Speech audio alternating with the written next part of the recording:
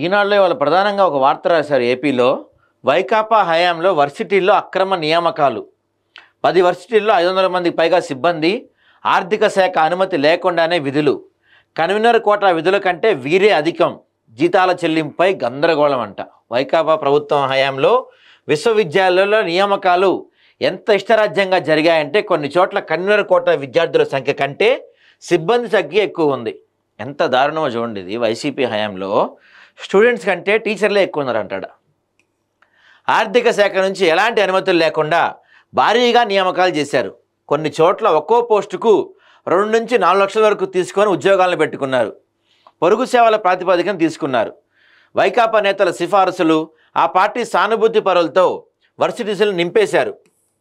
కొన్ని విశ్వవిద్యాలయాల్లో పీజీ కోర్సుల్లో కన్వీనర్ కోటా కంటే ప్రవేశకాల కంటే ఉద్యోగులే అధికంగా ఉన్న పరిస్థితి నెలకొంది. జగనన్న హయాంలో ప్రభుత్వ వీసీగా పనిచేసిన ప్రొఫెసర్ అనధికారికంగా 40 మందికి పైగా నియమించేశారు. దీనిపై అప్పట్లో అనేక ఫిర్యాదులు రాగా విచారణ జరగకుండానే అప్పటి మంత్రి అడ్డుకున్నారు.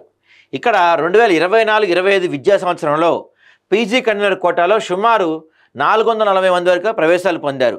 ఇక్కడ పనిచేస్తున్న మొత్తం 300 వరకు ఉన్నట్లు విద్యాశాఖ గుర్తించింది.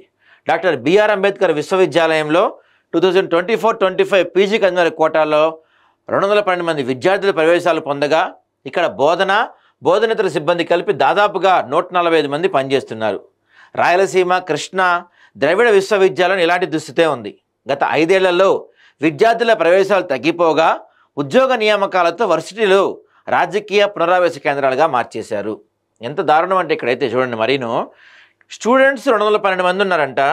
ఏదైనా నాన్ టీచింగ్ కానీ టీచింగ్ కానీ స్టాఫ్ 145 మంది ఉన్నారంట. అంటే ఆల్మోస్ట్ ఒక్కొక్కరు ఉన్నట్టు. అక్కడ రాష్ట్ర వ్యాప్తంగా 10 విశ్వవిద్యాలయాల్లో 3200 పోస్టులకు అనుమతి ఉండగా ఒప్పంద, తాత్కాలిక, పొరుగు సేవలు, ఇతరితర కేటగిరీల్లో పనిచేస్తున్న వారు 3700 మంది ఉన్నారు.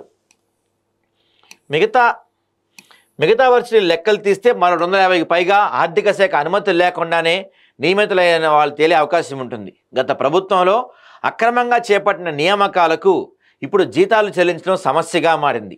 ఆర్థిక శాఖ అనుమతి ఉన్న వారికే ప్రభుత్వం నిధులు ఇస్తుందని, మిగతా వారికి వర్సిటీలే చెల్లించుకోవాలని ఉన్నత విద్యాశాఖ తేల్చి చెప్పింది.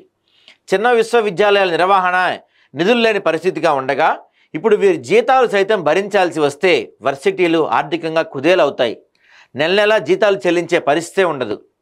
రాజీవ్ గాంధీ విజ్ఞాన సాంకేతిక విశ్వవిద్యాలయం ఆర్జేయుటికి చెందిన 4 ట్రిపుల్ ఐటీల్లో కలిపి సుమారు 1822 మంది పొరుగు సేవల సిబ్బంది ఉన్నారు. గత ప్రభుత్వ హయాంలో 300కు పైగా నియామకాలు చేశారు. కడపకు చెందిన ప్రజాప్రతినిధుల సిఫారసుల్లో అప్పట్లో అక్రమంగా నియమించేశారు. జేఎన్టీయు, అనంతపురం వర్సిటీకి ప్రభుత్వం 170 పోస్టులు మంజూరు చేయగా ఇక్కడ పనిచేస్తున్న వారు 649 మంది ఉన్నారు. 494 మంది పొరుగు సేవల వారే. వేమన వర్సిటీలో మంజూరు చేసిన పోస్టులు 450 ఉండగా మొత్తం 689 మంది పనిచేస్తున్నారు.